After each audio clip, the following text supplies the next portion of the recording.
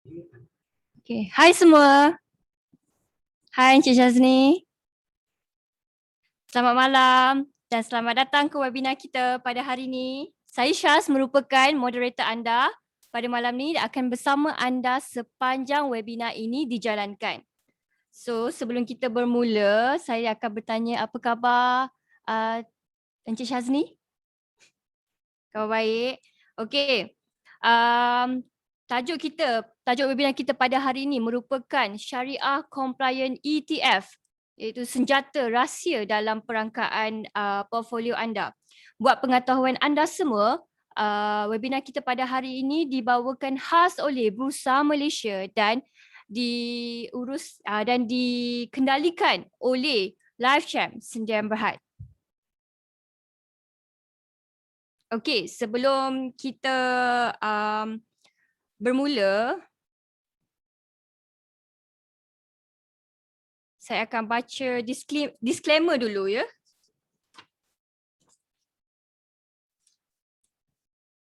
Okey, webinar kita pada hari ini hanyalah bertujuan untuk pembelajaran semata-mata sahaja. Pihak kami tidak akan memberikan sebarang cadangan untuk segala jual atau beli. Sekiranya ada proses jual atau beli, kami tidak akan bertanggungjawab di atas segala urusan di luar.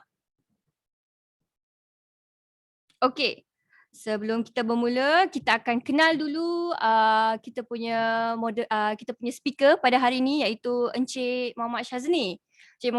Encik Muhammad Syazni juga merupakan pakar pelaburan di salah sebuah institusi pengurusan kewangan, iaitu dia bijak dalam memberikan nasihat dan idea pelaburan.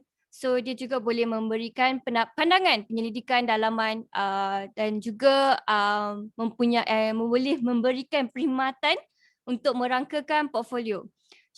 Encik Syazni juga merupakan pengasas Facebook page, iaitu Bicara Bursa. So kalau anda nak tengok, anda bolehlah lihat di page beliau apa yang beliau cuba sampaikan dan konten. Okey, Cik Syazni juga mempunyai pengalaman selama 7 tahun dalam pasaran saham dan 4 tahun pengalaman mengajar kepada lebih 500 pelabur ya dalam 30 seminar dan juga webinar. Okey, power Cik Syazni. Okey, saya belum cakap lagi, terima kasih kepada kita punya audience yang sudi meluangkan masa untuk menghadiri webinar kita pada malam ini. Okey, sebelum saya cakap lebih-lebih banyak, saya akan paskan kita punya ni kepada Encik Syazni. Encik Syazni dah ready? Okey.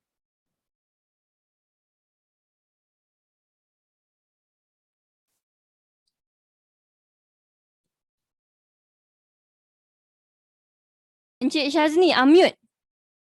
Okey. Unmute. Okay. Saya tengah nak cuba nak share screen tadi.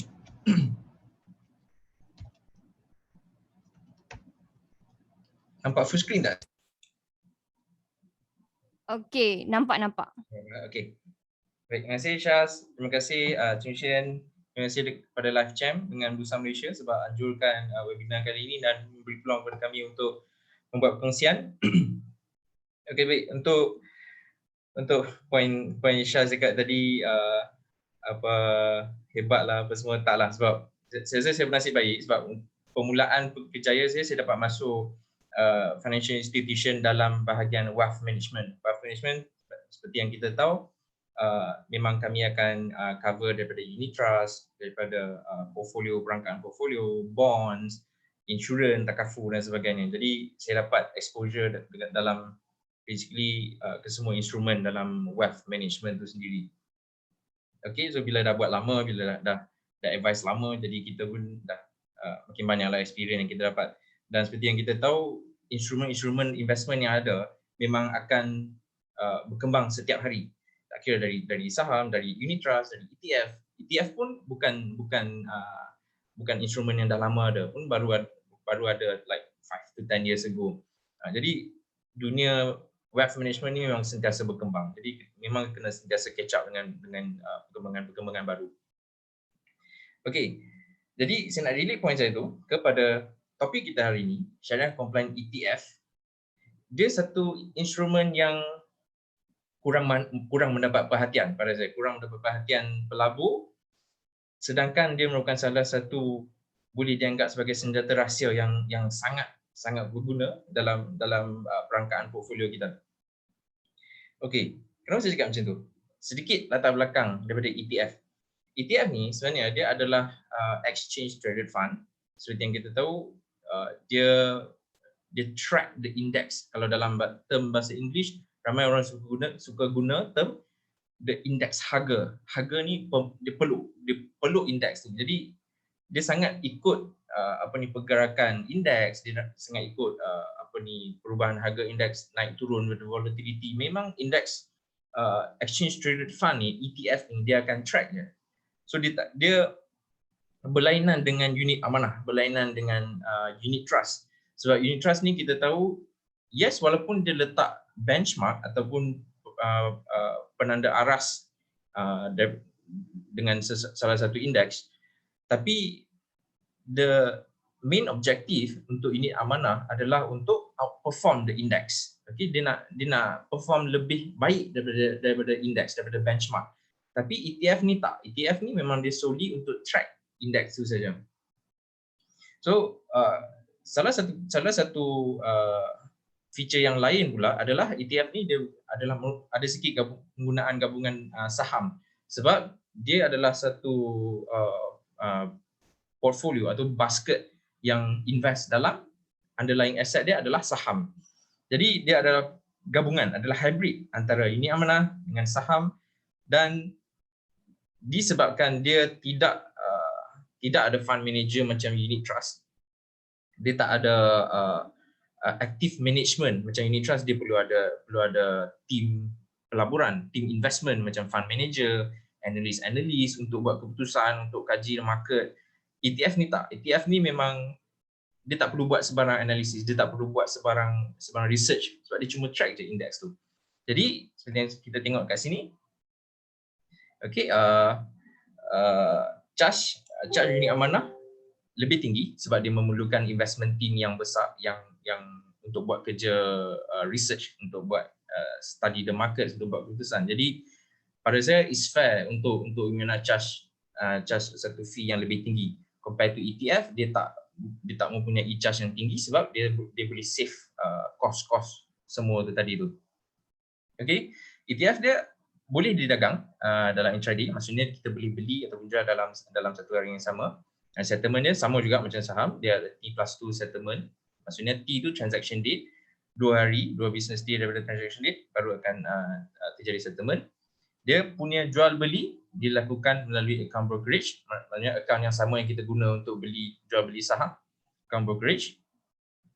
Dan dari segi sini pula yang bersamaan dengan saham adalah dia mempunyai portfolio dalam saham, dalam bond, dalam komoditi, terpulang kepada jenis ETF itu sendiri, dan dia ada charge pengurusan yang sedikit disebabkan macam saya cakap tadi, kurang effort dari segi fund management berbanding dengan unit amanah, dan dia ada market maker yang mencipta dan menebus unit untuk kita jual dan kita beli. Saya akan terangkan lebih detail nanti.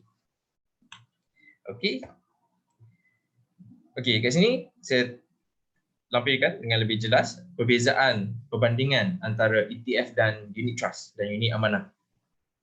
ETF ni dia urusan jual beli dia menggunakan akaun saham, akaun CDS kita tu.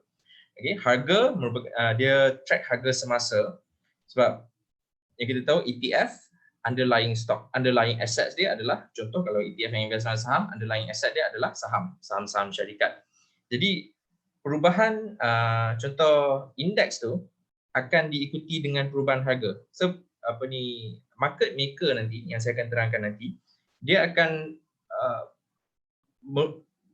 menetapkan harga ETF, NAV ETF tu berdasarkan pergerakan harga indeks di bawah ETF tu sendiri. Okey. Lepas tu ETF pula dia memerlukan bayaran brokerage, clearing fee, stamp duty sama macam kita beli saham. Tapi stamp duty seingat saya dikecualikan sampai 31 Disember 2025. Management fee yang lebih rendah, lazimnya biasanya macam saya cakap kurang daripada 1% setahun. Biasanya 0.1, 0.2% untuk ETF. Dan dividen sama juga dibayar secara tunai, sama macam saham yang kita tahu. Okey, untuk banding dengan unit trust, unit amanah, urusan jual beli perlu melalui agent, direct agent dengan fund house. Contoh mana-mana fund house di Malaysia lah, Principal ke, Eastspring, Kenanga, macam-macam lagi, ataupun distributor atas talian, online distributor macam fsm1.com, Philip Capital, mana lagi? Mana lagi yang banks, okay, online banking pun boleh beli. So itu adalah distributor, pengedar atas talian. Jadi harga semasa tidak didedahkan pada masa jualan sebab unit trust dia menggunakan konsep forward pricing. Jadi harga untuk trading day hari ini kita takkan tahu. Contoh macam pagi tadi, market buka, kita takkan nampak harga hari ini, harga semasa, harga terkini untuk unit trust tu. Sebab fund manager, pengurus dana, dia perlu tunggu market hari ini untuk tutup ke-5 tadi, okay, baru dia boleh buat computation all the costs, harga market semua saham-saham berapa ringgit hari ni, naik turun berapa, tolak semua cost yang diperlukan untuk run the fund, baru dia boleh derive satu harga yang final, yang final untuk hari itu. Dan harga tu pula dia kena tunggu keesokan hari bekerja ataupun 2 hari bekerja untuk publish. Jadi investor, pelabur, pembeli unit amanah memang takkan tahu harga terkini. Tak macam ETF. Manakala unit amanah pula, unit trust pula, dia dikenakan sales charge yang dikenakan antara 1.5% kalau anda menggunakan online platform, online distributor, ke 5.5% kalau anda menggunakan agent. Okay, management fee yang lebih tinggi seperti yang terangkan tadi, kita tak boleh bandingkan like apple to apple. ETF management fee rendah, kenapa unit amanah management fee tinggi? Sebab unit trust memerlukan effort, memerlukan kepakaran fund manager dan the investment team untuk do all the research work. Okay, jadi mereka perlu dikompensate lah, diberi compensation untuk usaha tu. Okey, pengagihan pendapatan ataupun dalam bahasa term yang kita selalu dengar, income distribution ataupun unit split, kebiasaannya akan dilaburkan semula dalam pegangan dana kita. Kita tak akan dapat keluarkan secara tunai. Okey, sebab lebihan unit yang kita entitled, yang kita dapat, akan ditambah dalam holding kita tu. Okay, akan menjadikan holding kita, unit yang kita pegang makin banyak. Okay, itu perbezaan antara ETF dan unit trust. Okay, fungsi dan matlamat instrumen ETF ni pula, dia direka untuk menjejak, macam saya cakap tadi, indeks harga untuk menjejak prestasi atau pergerakan sesebuah indeks atau the underlying assets. Tak kira lah kalau underlying assets dia katakan indeks KLCI ataupun indeks KLCI emas ataupun S&P 500 sekalipun di US. Itu instrumen ETF ni akan track the index very closely. Manakala unit amanah direka untuk outperform, untuk mengatasi performance sesebuah penanda aras dengan memanfaatkan kemahiran seseorang pengurus dana. Jadi in other way, yang ramai orang tak faham, yang saya nak tekankan kat sini, pelaburan unit trust sebenarnya kita letakkan keyakinan kita letakkan pelaburan kita pada kepakaran fund manager. Okey, macam kalau ETF kita tahu kita invest the index S&P 500, KLCI, kita ikut je index tu. Kita tak akan dapat performance yang jauh lebih tinggi daripada index atau jauh lebih rendah daripada index. Kita memang track index. Tapi unit amanah ni, fund manager tu perlu menggunakan kepakaran dia untuk outperform. Jadi antara fund manager A dengan fund manager B, walaupun dia manage dana dalam market yang sama, contoh market Malaysia, tapi outcome dia mungkin berbeza. sebab dia bergantung kepada kepakaran pengurus dana tadi. Kepakaran pengurus dana pula kita tak boleh macam judge dalam jangka masa pendek. Mungkin ada setengah fund manager dia tak perform pada tahun 2020 tapi dia perform tahun 2021 ataupun sebaliknya. Jadi kita kena faham, beli unit trust fund adalah kita beli the strategy, the fund manager strategy, the fund manager's expertise, okay, dan bukan beli indeks. Okay, contoh saya cakap tadi, kalau ETF KLCI maksudnya kita beli underlying asset untuk ETF tu adalah 30 syarikat terbesar dalam indeks KLCI lah. Okay, jenis-jenis ETF yang ada, contohnya equity ni saham, bond, ETF yang invest dalam bond, ETF yang invest dalam commodities macam emas, dan juga ETF yang invest dalam futures. Okay, ini adalah senarai ETF yang ada di Malaysia dalam platform Bursa Malaysia. Tapi ETF yang syariah compliant ada 5, saya akan terangkan nanti. Yang kita nampak dekat bawah ni ETF leverage. Leverage atau inverse, yang ni tak syariah compliant. Dia agak menarik sikit lah dia punya investment strategy. Okay, leverage ni maksudnya kenapa kita nampak 2 times, contoh. 2 times maksudnya contoh indeks tu perform 5%, ETF ni perform 10%. Dia gandakan 2 kali performance index. So kalau kita tengok FANG Plus ni kita tahu Facebook, FANG contoh Facebook, Apple, Amazon, Netflix dengan Google. Tapi plus tu sebab issuer ETF ni dia ada tambah macam Nvidia, Tesla, Baidu dalam underlying assets dia. Dan indeks yang dia track ni dia leverage kan 2 times. Maksudnya performance kita dapat akan berganda 2 kali.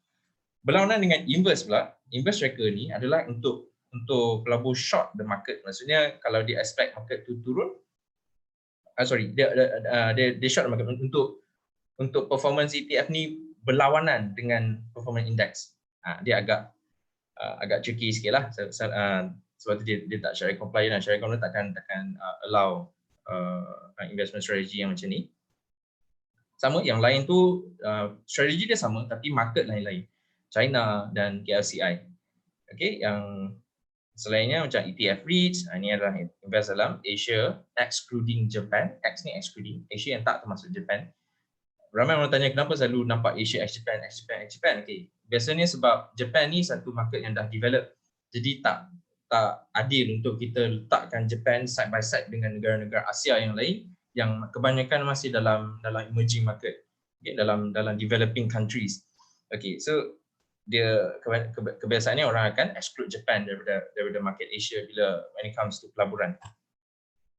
Okay, tapi ini dalam REITs, Real Estate Investment Trust, ETF Commodity, Triple Syariah Gold Tracker, dia track satu indeks emas, okay, dan ikuti luar negara yang kita nampak ada invest dalam ASEAN, China 50, Southeast Asia, Dow Jones, US Titan, maksudnya company US 50 company US yang terbesar, dan juga S&P New China Tracker. Untuk equity tempatan kita ada KLCI ETF, Islamic Market, Malaysia Titan, 25 syarikat Islamic Malaysia yang terbesar, MSCI Malaysia Islamic Dividend, dan DW Malaysia Momentum Tracker. Okey, ini ada ETF yang ada di Malaysia dalam bursa, dalam platform bursa. Saya nak tunjuk sikit website Bursa Marketplace yang tuan-tuan dan puan-puan boleh refer.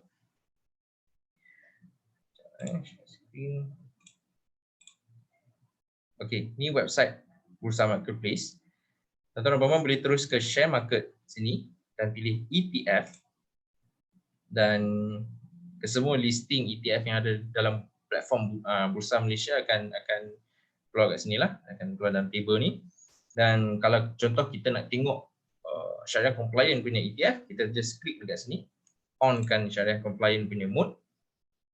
Okay, so website Bursa Marketplace akan terus shortlist ETF yang syariah compliant. So seperti yang cakap tadi, kita ada Dow Jones Islamic Market Malaysia Titan 25, 25 syarikat Malaysia yang syariah compliant, ataupun 50 syarikat US yang terbesar, Malaysia Islamic Dividend, Southeast Asia Islamic Dividend dengan syariah Gold Tracker. Okay, ini cara kita nak tengok lah. Okay, saya balik ke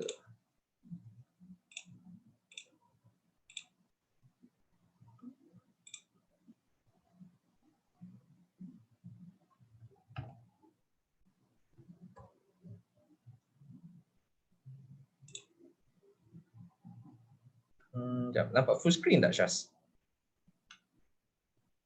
Tak nampak. Okay. Sekejap saya tekan balik.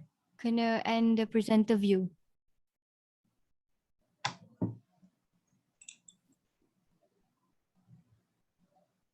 Okay. Oh, tadi tekan sekejap. Alright, nampak dah. Okay. Alright, seterusnya, okay, apakah kelebihan pelaburan ETF ni? Okay, macam saya dah ulangkan tadi, kos untuk mengurus satu ETF ni jauh lebih rendah daripada unit amanah disebabkan tanpanya keperluan untuk ada fund management, ada fund manager punya team, investment punya team untuk mengurus dana. Sama juga charge brokerage pun jauh lebih rendah berbanding charge unit amanah, dan kos transaksi yang rendah kerana menggunakan strategi pelaburan yang pasif. Dia tak perlu pelaburan yang aktif, dia hanya track the index. Jadi berdasarkan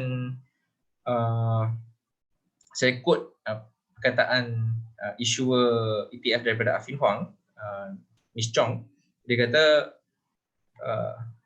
sebenarnya ETF ni hanya memerlukan seorang tenaga kerja untuk run, instead of macam unit amanah, unit trust memerlukan satu tim yang besar. Sebesar mana tu, itu bergantung kepada banyak mana resources yang fund house atau fund manager tu perlukan untuk buat kerja-kerja analisis, kerja-kerja study the market and so on. Jadi semakin besar market yang fund tu nak cover, semakin banyaklah resources, tenaga kerja, kepakaran yang diperlukan. Tapi kalau ETF, sebab dia cuma pilih indeks apa yang dia nak invest, dia cuma track, so biasanya hanya memerlukan seorang je lah, fund manager untuk run all the operations. Okay. Kedua, dari segi pendedahan, dari segi exposure pula, pelabur boleh mendapat akses kepada aset class seperti emas, seperti bond, fixed income, ataupun currencies ataupun saham luar negara dengan menggunakan ETF. Retail investor, pelabur runcit juga boleh mendapat akses kepada pelaburan-pelaburan yang biasanya susah nak dapat. Contoh macam bond. Bond kita tahu kalau nak beli pada primary market memerlukan kadang hampir 500,000 minimum investment, ataupun 1 juta ataupun 250,000. Jadi dengan adanya ETF, dengan adanya macam unit amanah, yes, benda ni jadi pelaburan dalam instrumen-instrumen ni jadi possible, jadi membolehkan ni pelabur runcit mendapat pendedahan dalam instrumen-instrumen ni. Dan ETF pula, saya terangkan tadi, mempunyai strategi yang inverse dalam mencapai pelaburan, matlamat pelaburan, tapi ini tak syariah compliant lah. Okey, dari segi ketulusan pula, dari segi transparency, ETF dia mendedahkan keseluruhan pegangan portfolio pada setiap hari, dan dia juga update harga setiap hari dalam trading hours. Macam mana kita nak tengok? Nanti saya akan tunjukkan lepas chart ni, lepas slide ni. Okey, kelebihan keempat pula dari segi liquidity, dari segi kecairan. Pelabur boleh menjual pada harga yang dia dah tahu pada bila-bila masa dalam mana-mana hari berdagang. Sebab dia ada market maker yang kerja dia memang ditugaskan untuk setkan harga bid dengan harga ask untuk investor beli dan jual. Dan dia juga bertanggungjawab untuk issue units untuk buying and selling, untuk investor boleh buat buying and selling anytime. So in other words, dalam arti kata lain, pembelian dan penjualan ETF ni memang sentiasa akan ada liquidity dia. Okey. Okey, back to keterusan tadi, saya nak tunjuk balik website Bursa Marketplace untuk kita tengok macam mana kita nak tengok apa yang ETF tu invest. Sekejap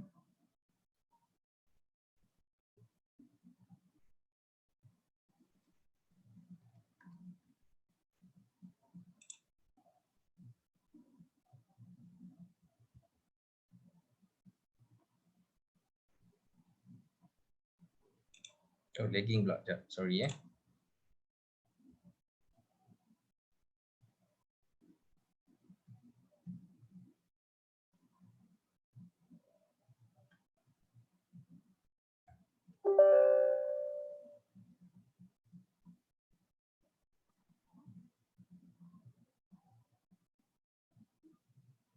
Syash, nampak tak skrin saya? Tak. Tak nampak skrin.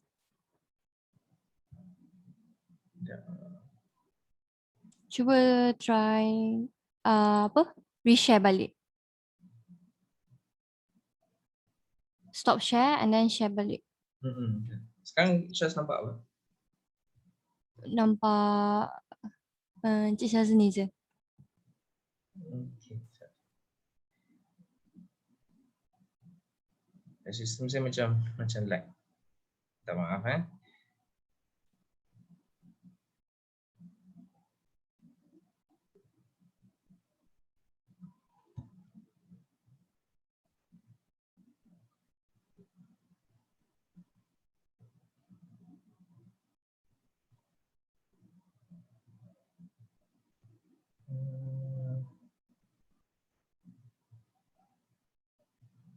Sebenarnya Zoom macam ada sikit lag.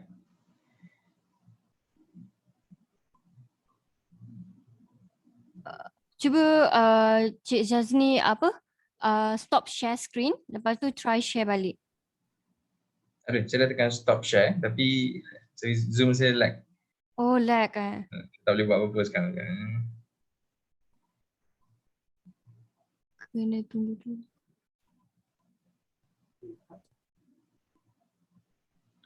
Saya try. Saya tolong sharekan lah. Boleh tak? Boleh. Okay.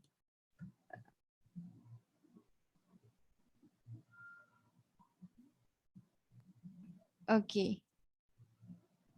Sampai mana? Sini kan? Yang dekat kelebihan. Kelebihan. Okay, ni. Kelebihan pelaburan ETF. Okay. Continue.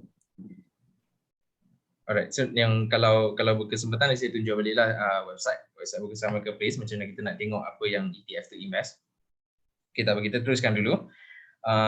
Slide ni memahami risiko dalam pelaburan ETF. Okay, seperti yang kita tahu, invest dalam apa-apa sekalipun, instrumen apa-apa sekalipun, mesti ada risiko dia tersendiri.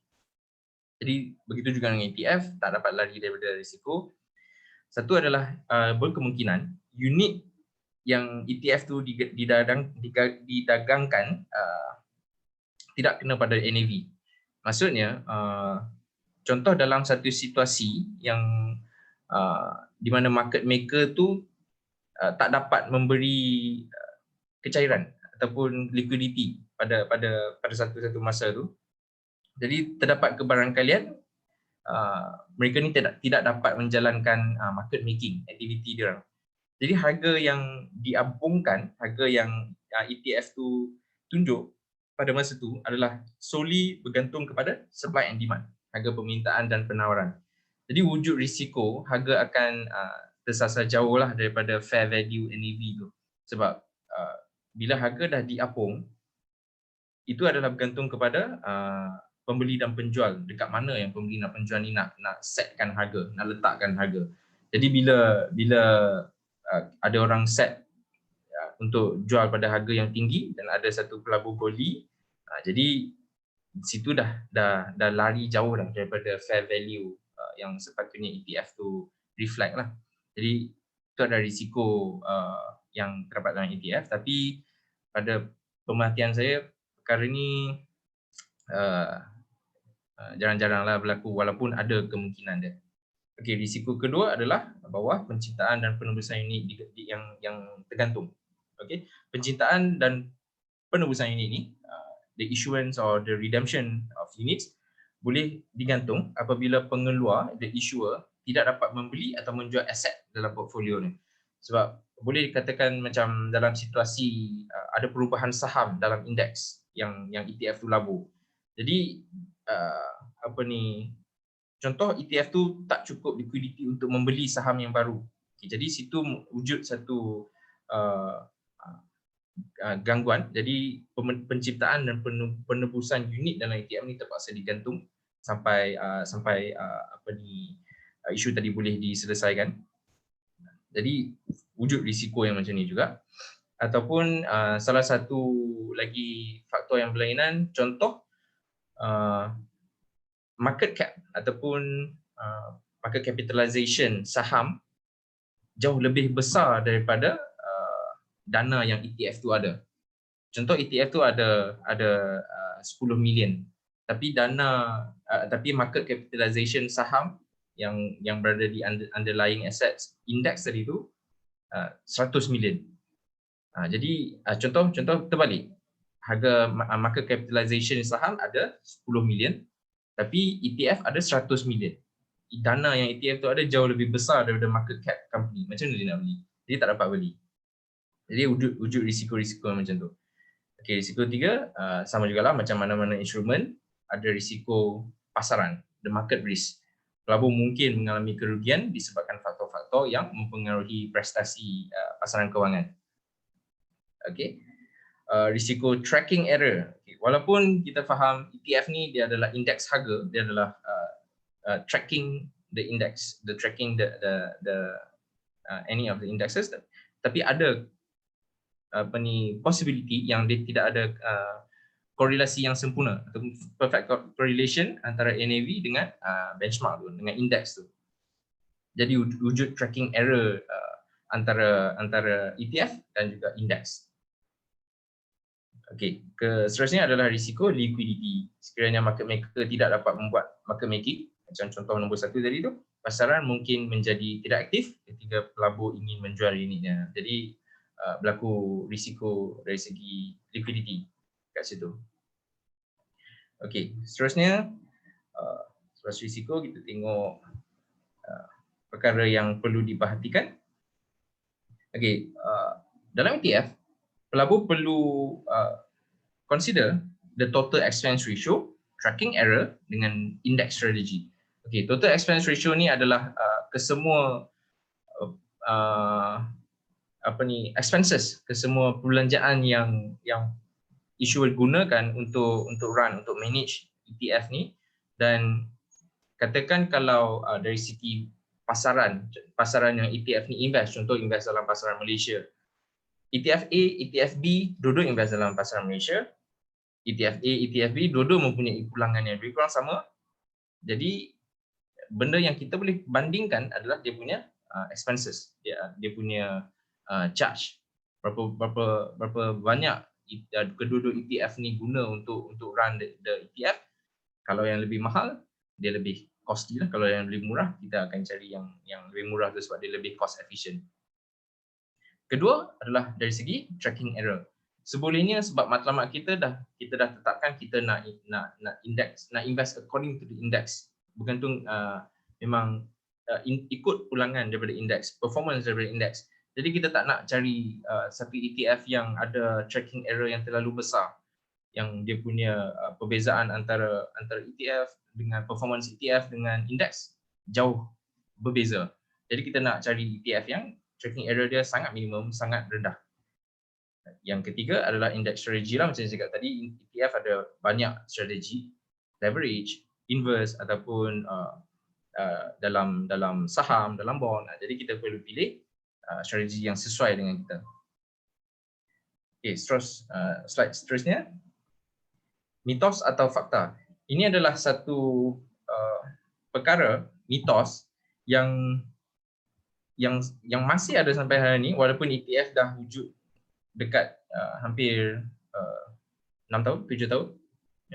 Hampir 1 dekad, tapi isu ni masih ada sampai hari ini. Sebab ramai pelabur dia mengatakan ETF ni tidak ada kecairan kerana the volume, jumlah dagangan sangat rendah. Jadi kalau kita tengok, kita masuk mana-mana platform trading saham kita, account trading saham kita akan nampak ETF ni, orang tanya kenapa volume dia selalu kosong, kenapa volume dia selalu sikit atau hampir tak ada langsung. So ini bermaksud kalau kita beli, nanti kita akan susah nak jual sebab tak ada liquidity, tak ada kecairan, tak ada penjual nak menjual unit kepada kita. Teori ni kalau tuan-tuan dan puan apply pada saham, yes, memang betul. Kalau tak ada liquidity, memang susah untuk kita beli, mendapat unit ataupun kita menjual unit.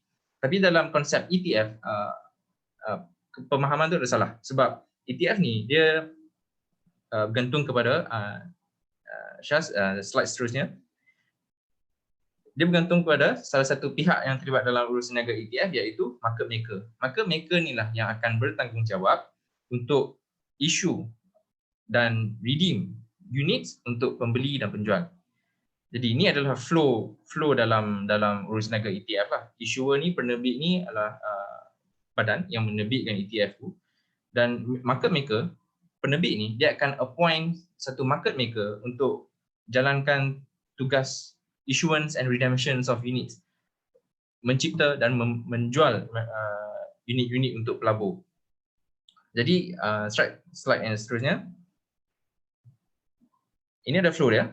Issuer terbitkan ETF, appoint satu market maker untuk buat pembelian dan penjualan unit kepada pelabur. Pelabur pula apabila dijual kepada market maker akan kurangkan unit ETF dalam kitaran dan balik kepada issuer. Ini adalah cycle dalam ETF. Jadi macam saya cakap tadi, unit volume dalam ETF, walaupun kita kadang-kadang nampak kosong ataupun nampak sikit, tapi sebenarnya ada market maker yang sentiasa membuat market making dalam pasaran untuk mewujudkan unit ataupun mengurangkan unit apabila kita beli. Jadi jangan terikut dengan mitos. Kalau ada orang cakap pasal mitos ni, tolong perbetulkan dia, sebab perkara ni applicable to saham tetapi tak applicable to ETF. Okey. Seterusnya, okey, saya dah terangkan secara detail tadi apa tu market maker. Market maker perlu memastikan harga dua hala ETF, jual dan beli, bid and ask, diperuntukkan pada setiap hari berdagang. So memang tu adalah tanggungjawab market maker. Okey. Seterusnya, tumpukan kepada kuantiti bid and ask untuk mengenal pasti kecairan. Instead of kita, macam saya cakap tadi, instead of kita tengok kepada jumlah dagangan, volume, sebenarnya kita perlu tengok kepada the bid quantity and ask quantity. Kalau nak kena pastikan kecairan, kita tengok dekat bid and ask quantity tu. Sebab bid and ask quantity ni adalah tanggungjawab market maker untuk put up, untuk letakkan. Okey, seterusnya, bagaimana untuk kita tahu jika harga semasa adalah fair value? Okay, kita boleh fokus kepada IOPV. IOPV ni dalam arti kata lain, dia macam the intrinsic value lah, intrinsic value kepada ETF tu, dia punya fair valuation. Kebiasaannya perbezaan antara IOPV ni dengan NAV ni tak beza jauh. Dia ada beza sikit tapi tak beza jauh. Sebab macam kita tahu, kita nak invest dalam satu pasaran, satu market, contoh pasaran Malaysia ke China, kita nak cari pasaran yang valuation dia masih rendah. Contoh lepas dia dah buat correction, lepas dia dah buat penurunan, kita nak beli masa harga murah, masa harga rendah. Okay, so kita nak cari pasaran ni sebab dia punya upside potential lagi tinggi. Instead of kita pilih pasaran-pasaran yang dah naik banyak, dah naik tinggi, ada potensi untuk correction tapi kita beli dekat puncak. Okay. Sama juga macam unit trust. Kalau kita beli unit trust pun, kita beli ikut attractiveness, ikut dekat mana pasaran tu sekarang, sama ada dia masih tinggi ataupun dia dah buat correction, dia dah rendah, so sangat atraktif untuk beli pada level tu. Okay, so sama juga dengan ETF, kita nak pilih pasaran yang low in valuation. Okay, seterusnya, individu mana yang sesuai untuk melabur dalam ETF? Okay, pada saya biasanya saya akan recommend kepada pelabur baru sebab pelabuhan baru kita tahu dia kurang ilmu-ilmu investment, jadi agak bahaya kalau tanpa ilmu, tanpa guidance, dia terus masuk pasaran saham untuk invest, dia berkemungkinan akan membuat keputusan pelaburan yang salah lah. Okay? Jadi pada pelabur baru, diinvest guna ETF adalah lebih ideal sebab dia track index, dia beli ETF yang ada a basket of stocks, a portfolio of stocks. Jadi dia tak ada isu under diversification, dia tak ada diversification dalam portfolio dia tak ada, dia membeli dengan membuta tudi, hanya memilih saham-saham yang dia rasa dia dengar daripada kawan-kawan dia boleh beli. So tak ada istilah kalau dia invest dalam ETF. Kedua adalah kepada individu yang kekurangan masa untuk buat research on the market, on the company. Okay, jadi untuk orang yang busy, kerja pukul 8 pagi, balik pukul 6 petang, 7 malam, balik rumah pula ada keluarga untuk jaga. Jadi memang tak ada masa nak invest secara full time, secara untuk mengkaji secara mendalam. Jadi sesuai untuk dia menggunakan instrumen ETF ni lah. Ketahanan emosi yang rendah. Biasanya bila kita cakap tentang emosi, kita berkait rapat dengan return, dengan performance, dengan volatility itu sendiri. Bila market okey, market menaik, market sentiasa bagi pulangan yang tinggi, semua macam terima dengan gembira. Tapi kalau bagi situasi yang di mana market turun 10%, 15%, macam COVID itu turun almost 30%, baru-baru ni pun turun almost 8, 10, 10%, 11% pun ada untuk yang risiko yang tinggi. Ramai yang telefon, macam mana sekarang, apa patut saya buat, patut tak saya jual.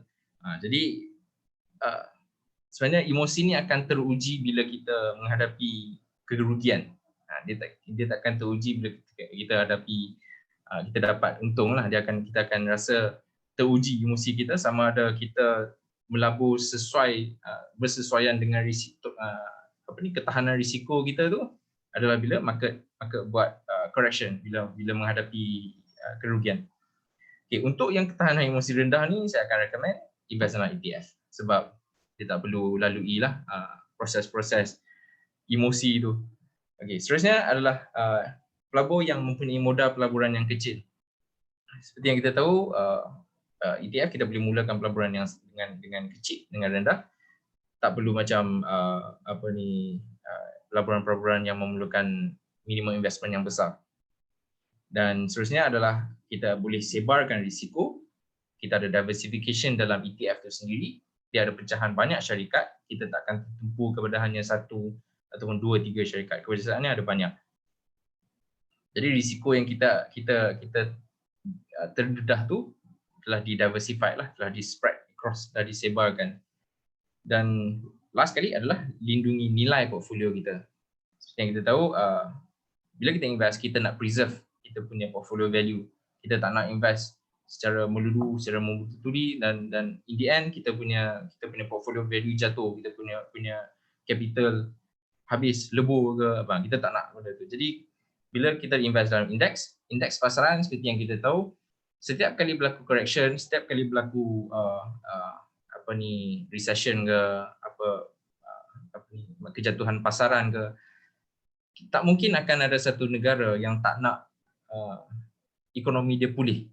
Okay? Kebanyakan negara, kebanyakan market, dia akan cuba sedaya upaya untuk pulihkan keadaan ekonomi, keadaan pasaran, dan membolehkan pasaran itu membuat kenaikan balik, membuat kenaikan yang lebih tinggi daripada the previous high sebelum kejatuhan tu. Jadi dalam jangka masa panjang, kebanyakan pasaran dia punya indeks kita akan nampak dia curve upwards, dia akan semakin tinggi ke atas. Tapi sepanjang curve yang kita nampak tu dia ada berlaku correction sikit. Jadi bila dia naik, dia jatuh. Dia naik lagi, dia jatuh. Dia naik lagi tinggi, dia jatuh. Tapi in the end dia akan curve semakin tinggi. Jadi sebab tu kenapa anda selalu dengar invest long term, invest mid to long term horizon, long term mid to long term investment. sebab konsep tu, market akan curve upwards, tapi in between tu kita kena sabarlah, kita kena manage the downside, kena manage the risk.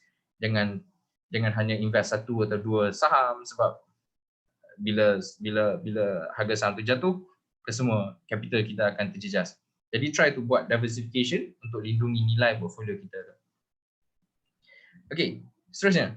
Ini kita masuk strategi macam mana kita nak invest dalam ETF.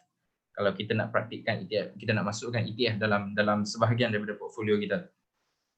Seperti yang kita tahu, portfolio setiap individu ni berlainan. Setengah individu dia ada saham, dia ada unit trust, dia ada ETF, dia ada emas, semua dia sapu, semua dia ada.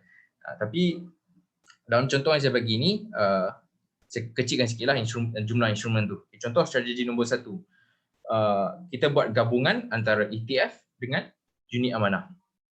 Okey, strategi nombor 1 ni dia sesuai untuk individu yang macam saya kata tadi, kekurangan waktu untuk memantau perkembangan pasaran, melabur dalam jangka masa panjang, risiko rendah dan sederhana, dan inginkan kepelbagaian dalam portfolio. Okey, apa yang dia boleh buat adalah untuk unit amanah, contoh dalam pasaran China, dia boleh pilih unit trust yang invest dalam China, dalam Asia. Tapi untuk sebahagian yang lain, contoh US market, dia boleh pilih yang Dow Jones yang Titan 50 tu, yang invest dalam 50 pasaran saham terbesar di US menggunakan ETF yang ada dalam platform Bursa Malaysia. Jadi dia buat gabungan antara unit amanah dengan ETF. Strategi kedua pula adalah dia gabungkan saham dengan ETF. Contoh, dia lebih faham pasaran Malaysia, dia lebih faham syarikat-syarikat di Malaysia. Jadi dia buat pilihan untuk labur dalam saham Malaysia sebab dia faham perkembangan syarikat dalam pasaran saham Malaysia ni. Jadi dia tak nak invest dalam unit trust Malaysia ataupun ETF Malaysia. Dia nak buat pelaburan sendiri dalam saham. Okey, dia pilih untuk bahagian Malaysia, dia pilih saham. Untuk bahagian-bahagian pasaran luar negara yang lain, dia boleh gunakan ETF. Contoh US, contoh China. Jadi strategi kedua ni dia lebih sesuai untuk individu yang ada masa untuk buat pemantauan dalam perkembangan pasaran, untuk yang boleh melabur dalam jangka masa pendek. Dia boleh leverage on the short term volatility. Okay, and then dia ada ketahanan risiko yang sederhana dan tinggi. Okay, dia boleh terima market correction yang sederhana ataupun yang besar, dan dia sesuai gunakan strategi nombor 2, gabungkan saham dengan ETF. Kalau yang kurang ketahanan risiko, ketahanan emosi, saya sarankan gabungkan antara portfolio unit trust dengan ETF. Okey, slide seterusnya, cara melabur dalam ETF. Okay, senang je macam saya cakap, ETF ni kita hanya boleh beli melalui platform Bursa Malaysia menggunakan akaun trading, stock trading kita. Anda boleh buka akaun brokerage dulu kalau anda belum ada sebarang akaun brokerage. Cari mana-mana brokerage yang ada di Malaysia, buka akaun dan cari kod ataupun nama saham ataupun stock code yang ada untuk setiap ETF ni. Anda boleh beli, jual beli macam mana anda beli jual beli saham. Okay, itu saya dah letaklah. Anda boleh cari stock code ni dalam platform akaun brokerage yang anda buka, ataupun anda boleh guna platform Bursa Marketplace. Banyak lagi lah yang platform-platform yang anda boleh rujuk. Jadi okey, saya rasa sampai sini je saya punya perkongsian. Minta maaf sebab saya tak dapat tunjuk website Bursa Marketplace. Sebenarnya kalau anda nak masuk, okey, bila anda masuk website Bursa Marketplace, anda dah pilih listing ETF tu tadi, anda tekan masuk setiap nama ETF tu, dia ada satu bahagian research. Dalam research tu ada isu akan provide report dari segi perkembangan quarterly, perkembangan monthly untuk ETF tu. Jadi ada satu button download, anda boleh tekan download tu untuk download report tu, tengok prestasi ETF tu yang terkini. Okay, yang anda boleh tengok dalam report tu lah, yang ada dalam report tu lah. So kebiasaannya dalam report tu dia akan listkan ke semua pelaburan yang dia ada.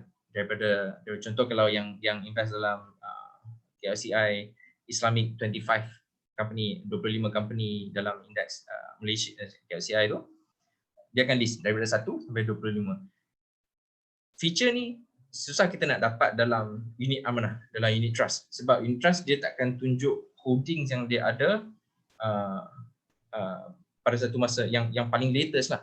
Dia akan tunjuk, unit trust ni akan tunjuk, tapi dalam dia punya quarterly report, dalam dia punya semi-annual report ataupun annual report. Tapi saham-saham yang kita nampak ataupun aset-aset yang kita nampak dalam annual report, quarterly report ni bukan yang paling latest. Dia ada mungkin sepanjang hari yang dia issue quarterly report tu ataupun semi-annual report tu, sampai hari ni mungkin dah berlaku perubahan pegangan saham. Mungkin dia dah jual, mungkin dia dah beli. Jadi susah untuk kita track ke semua pegangan yang fund manager ada dalam satu unit trust pada satu masa. Tapi kalau ETF, dia ada keterusan dari segi itulah, dia akan tunjuk ke semua pegangan atau holdings yang dia ada, dan juga dia akan track harga semasa untuk indeks tersebut.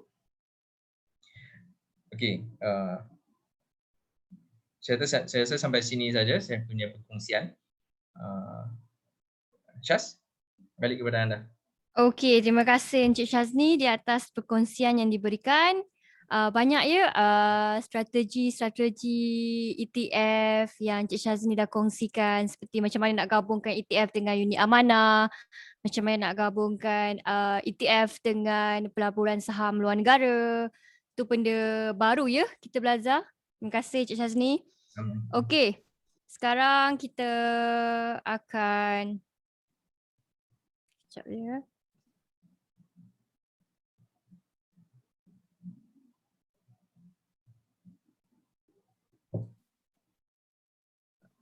Okay.